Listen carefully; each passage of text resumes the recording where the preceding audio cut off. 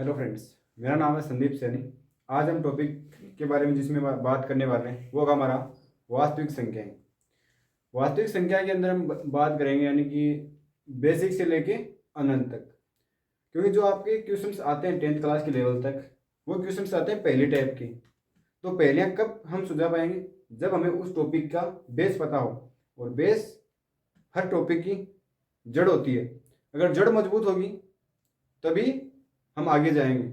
मान लो जिस घर की नींव अच्छी नहीं है, उस घर को कितना ही खूबसूरत सजा लो वो एक दिन रहेगा। तो हमें नींव अच्छी रखनी है। नींव अच्छी रखने के लिए हमें उससे टॉपिक से जितने भी कॉन्सेप्ट निसरते हैं, जितने भी, उनके बारे में फुल डिटेल से जानकारी लेंगे। ओके, तो ज़्यादा टाइम खराब ना करते हुए हम टॉपिक की ओर चलते हैं। तो हमारा चैप्टर का नाम होगा वास्तविक संख्याएं।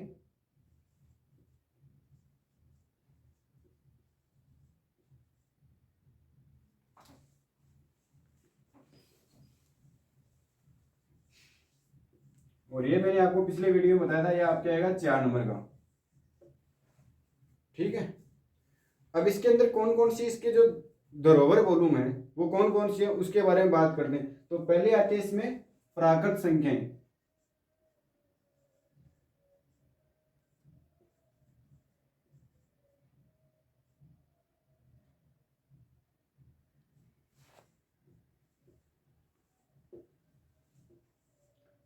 प्राकृत संख्याएं, प्राकृत संख्याएं डेफिनेशन बताना चाहता हूं मैं आपको। वे सभी संख्याएं जिनको हम गिनने के रूप में काम में लेते हैं, जैसे 1 2 3 4, वे सभी संख्याएं प्राकृत संख्याएं कहलाती हैं। एग्जाम्पल 1 2 3 4 डॉट डॉट डॉट अनंत। फिर से बोल रहा हूं, वे सभी संख्याएं जो हमें गिनने में सहायता प्रदान करती हैं वे सभी संख्याएं प्राकृत संख्याएं कहलाती हैं। प्राकृत संख्याएं हमेशा 1 से स्टार्ट होकर अनंत तक चलती हैं। अनंत का मतलब होता है जिसको हम परिभाषित नहीं कर सकते। दूसरे नंबर पे जो आती है आपकी वो होती है पूर्ण संख्याएं।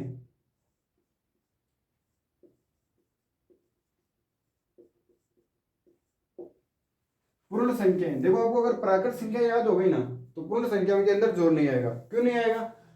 क्योंकि प्राकृत संख्याओं के अंदर अगर हम जीरो और ऐड कर दें, प्राकृत संख्याओं के अंदर अगर हम जीरो और ऐड कर दें तो वे सभी संख्याएं पूर्ण संख्याएं कहलाती हैं।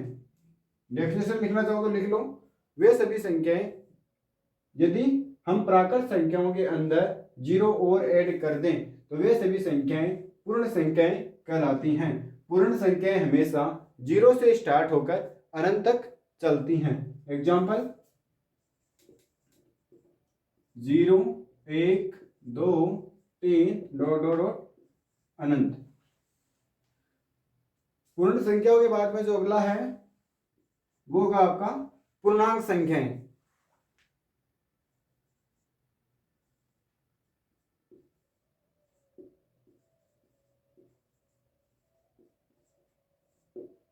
पूर्णांक संख्याएं, पूर्णांक संख्याएं किसे कहते हैं?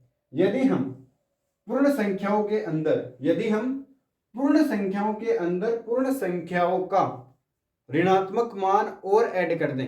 कौन सा मान? ऋणात्मक। देखो यहाँ धनात्मक है सभी, अगर इनको हम ऋणात्मक मान और ऐड कर दें तो वे सभी संख्याएं पूर्णांक संख्याएं कहलाती हैं।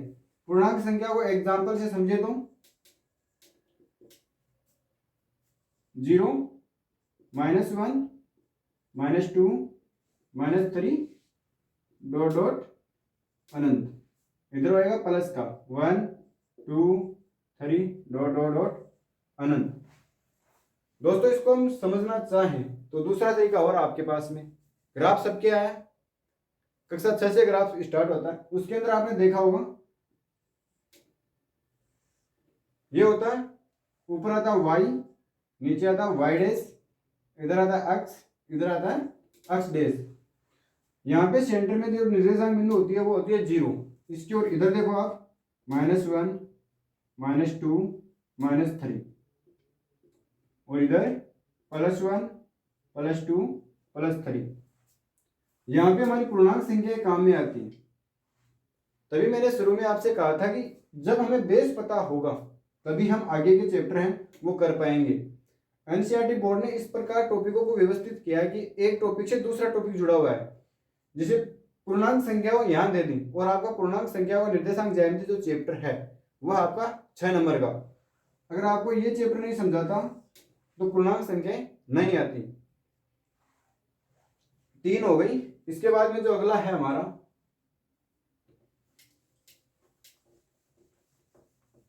वो होगा हमारी सम संख्याएं।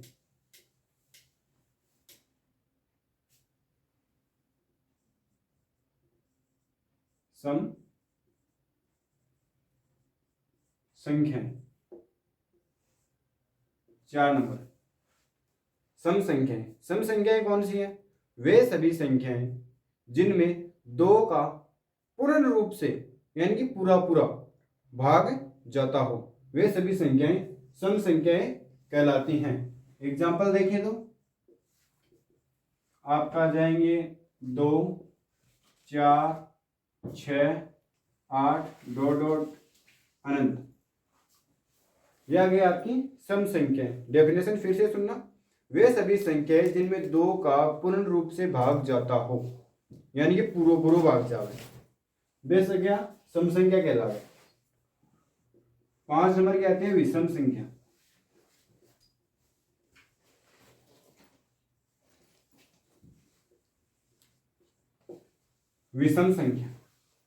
विषम संख्या क्या ना बोल रहे? वे सभी संख्याएं जिनमें 2 का पूरा पूरा भाग नहीं जाता हो यानी कि वे 2 का पढ़ा में कोनी आवे।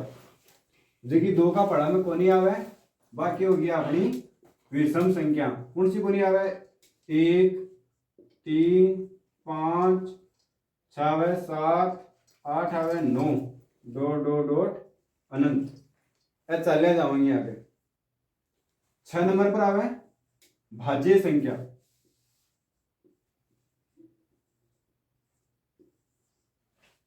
भाज्य संख्या कौन सी होती हैं? वे सभी संख्याएं जो सवयम के अलावा अन्य संख्या से भी भाग या भाजित होती हैं, वे सभी संख्याएं भाज्य संख्याएं कहलाती हैं। सीधी से आपली भाषा में बोलो जना, एक पढ़ा का मान को नहीं आके दूसरा पढ़ा भी की संख्या आवे यानी कि 4 है, 4 का पढ़ा में को नहीं 2 का पढ़ा भी आवे तो क्या होगी? एक भाज्य संख्या। क्या होगी? एक भाज्य संख्या। तो एग्जांपल लिख लो आप।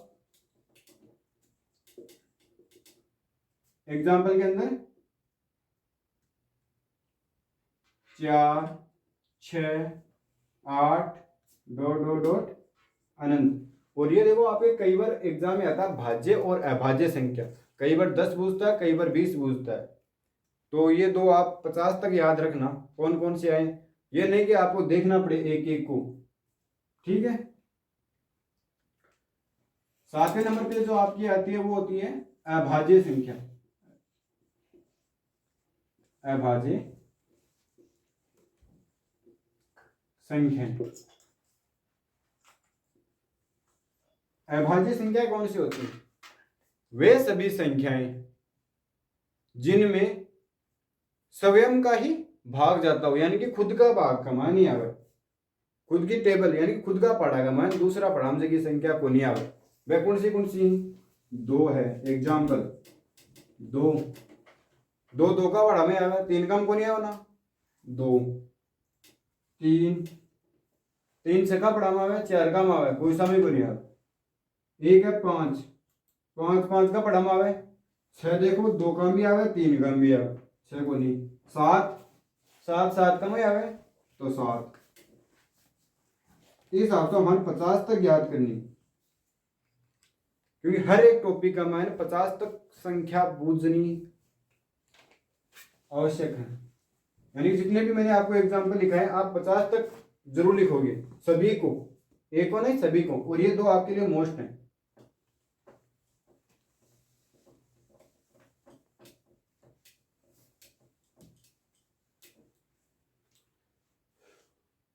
जो 8 नंबर का टॉपिक है आपके वो कौन सा होगा? परिमेय संख्याएं। कौन सा होगा? परिमेय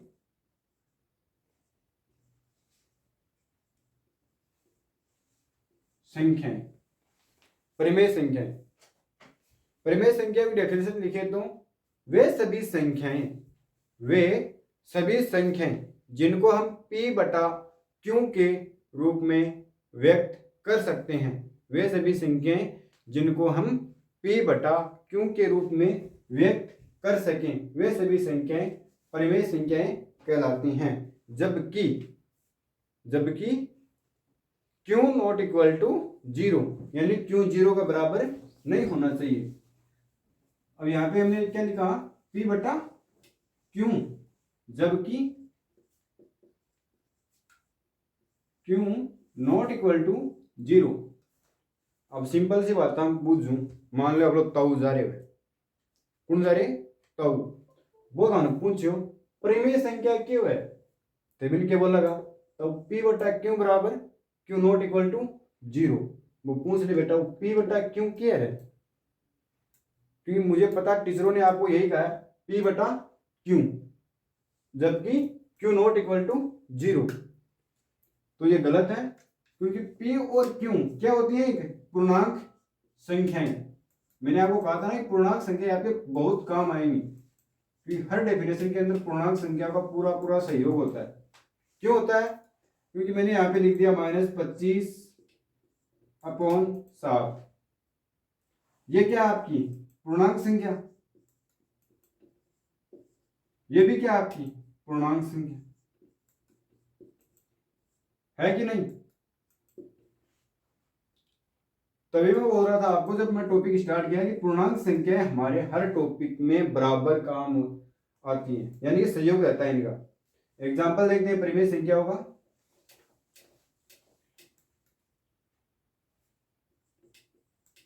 एग्जाम्पल 5। देखो एक है, वो एक ऐसी संख्या है, कैसी संख्या? जिसको आप किसी भी संख्या से गुना करो, किसी भी संख्या में भाग दो, कोई चेंज नहीं होगा उस संख्या में। 5 को 1 से गुना करो या 5 का 1 भाग दो, कोई चेंज नहीं है। जैसे मैंने भाग दे दिया यहाँ पे, कोई फर्क पड़ा इसमें? 1 का 5 में भाग गया, कितने? 5, नो चेंज, कोई चेंज नहीं है। तो p बटा q के रूप में व्यक्त करना है, और यहाँ पे कंडीशन लागू है, q नॉट इक्वल टू 0 नहीं है, 0 के बराबर, क्योंकि 1 आ रहा है। तो ये क्या आपने परिमेय संख्या, रेशनल नंबर बोलते हैं इसको इंग्लिश में, क्या है? परिमेय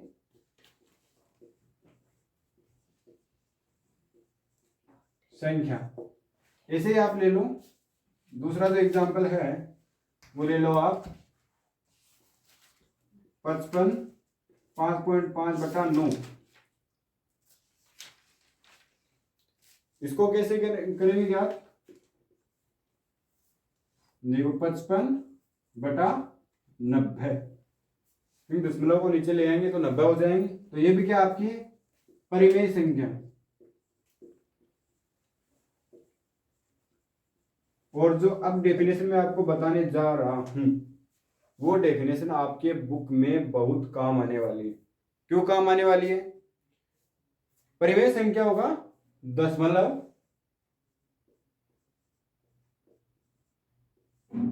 प्रसार, ये आपके टॉपिक में है। Are you right? कन्या के है ना, दशमलव प्रसार है, तभी मैं बता रहा हूं दशमलव प्रसार। इसकी डेफिनेशन क्या है? n कोई संख्या है, इसको बोलेंगे हम हर, अंश और हर।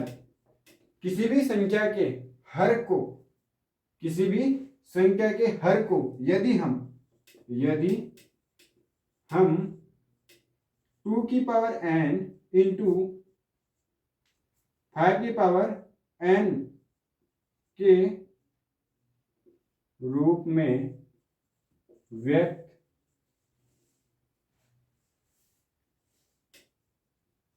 करते हैं, वे सभी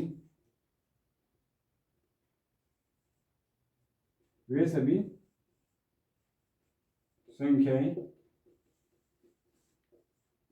परिमेय संख्या कहलाती हैं।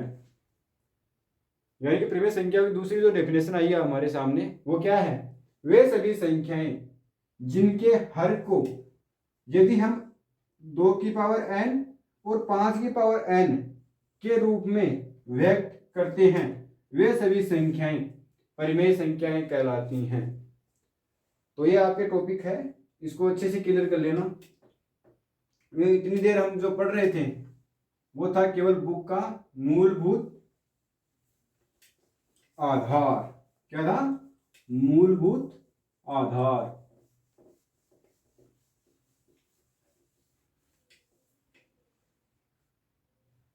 नौ नंबर का जो आपके है वो आपके अपरिमेय संख्या।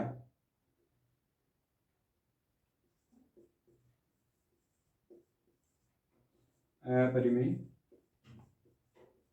संख्याएं। अपरिमेय संख्याएं कौन सी हैं? जब हमने परिमेय संख्या की डेफिनेशन दी, यानी कि परिमेय संख्याएं किसे कहते हैं ये कहा, तभी हमने क्या कहा था? P/Q, यानी कि जिन संख्याओं को हम P/Q के रूप में व्यक्त कर सकते हैं वे सभी संख्याएं परिमेय संख्या कहलाती हैं। सही है। तो अपरिमेय संख्या कौन सी हुई फिर?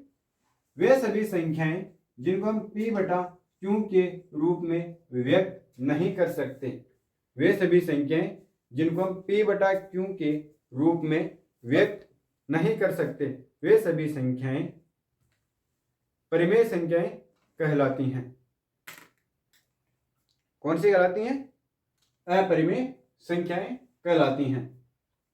इसका एग्जाम्पल देखो तो आप 3.33 ऐसे आता है, क्योंकि इनका दशमलव प्रसार काफी बार बार होता है, रिपीट होती है ये संख्याएं। इसके बाद में आपका आता है HCF और LCM। क्या था आपका? HCF 10 नंबर का जो टॉपिक है, HCF और LCM। और ये काफी बच्चों की मिस्टेक होती है कि कौन सा कैसे लें, क्योंकि दोनों शब्द हैं वो मिलते जुलते हैं। HCF का मतलब होता है महत्तम समापवर्त्यम और LCM का मतलब होता है लघुत्तम समापवर्त्यम। LCM इसको हम एग्जाम्पल के तौर पे समझेंगे। किसके तौर पे? एग्जाम्पल।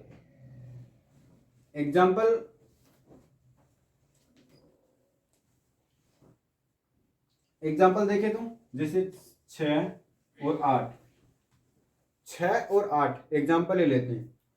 6 और 8 को लिए तो इनके गुणनखंड कीजिए आप। गुणनखंड मतलब समझते हो? 6 का 2 में भाग दिया, कितने? 3। 3 में 2 का दिया, कितने है? 3 का दिया, 1।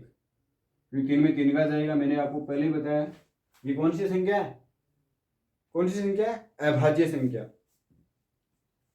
ठीक है, लिखो यहां पे 2 गुणा 3 और फिर 8 का निकालो। 8, 2 का जाएगा 4, 2 का जाएगा, फिर से कितने आएंगे? 2, फिर 2 का जाएगा 1, कितने? 2 × 2 × 2 आएगा। अब क्या करना? अगर मान दोनों की संख्या मिल है, यानी कि सेम सी दिख है, 2 और 2 सेम है। जो भी संख्याएं सेम होंगी वो होंगी आपकी HCF। यानी कि ई को मतलब वो समझ लियो, एफ को मतलब फेस। फेस यानी चेहरो जिकी दिख में बराबर सी दिखी, वे हुई अपनी HCF। तो HCF कितना है इनका? 2। और LCM ये कितना आया? LCM जो संख्याओं का जोड़ा बन रहा है वो तो लेंगे 1, और जो बच गई वो सभी लिख दो। फिर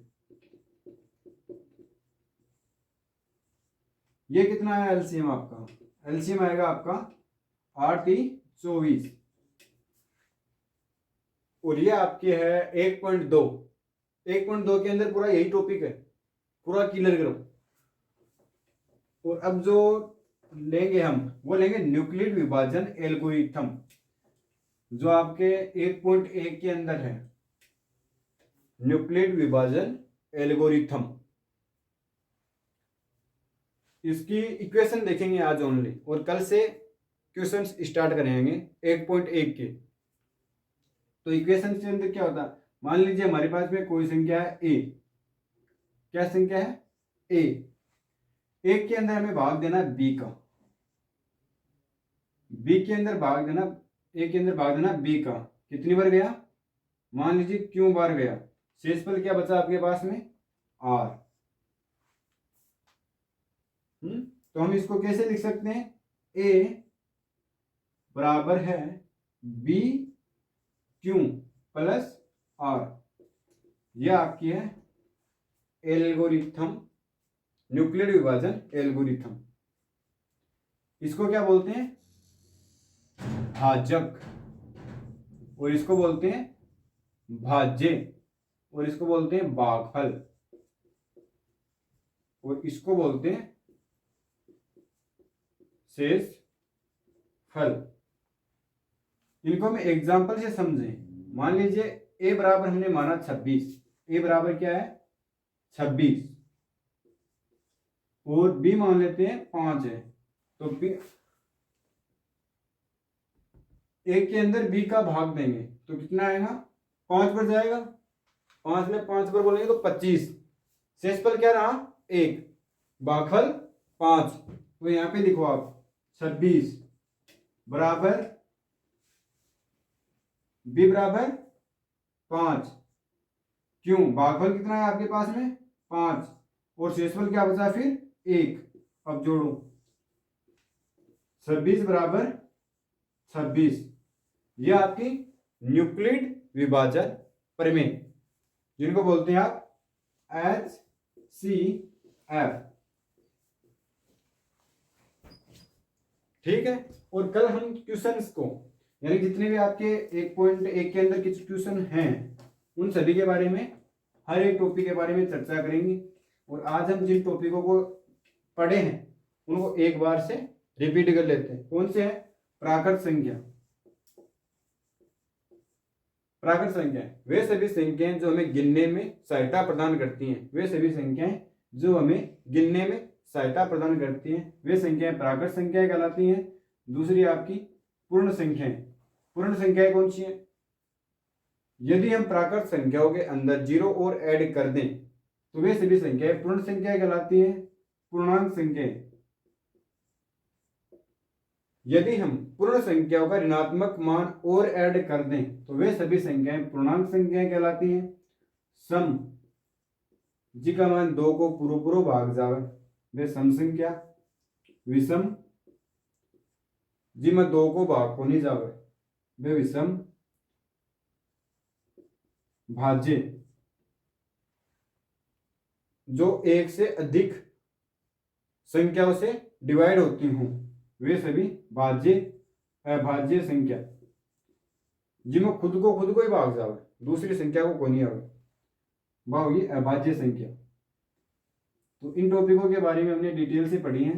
और कल से टॉपिक स्टार्ट करेंगे हमारा 1.1, जिसमें न्यूक्लिड विभाजन प्रमेय पहले 1.1 के अंदर, और 1.2 के अंदर आपके HCF और LCM। इन टॉपिकों को कल से हम स्टार्ट करेंगे।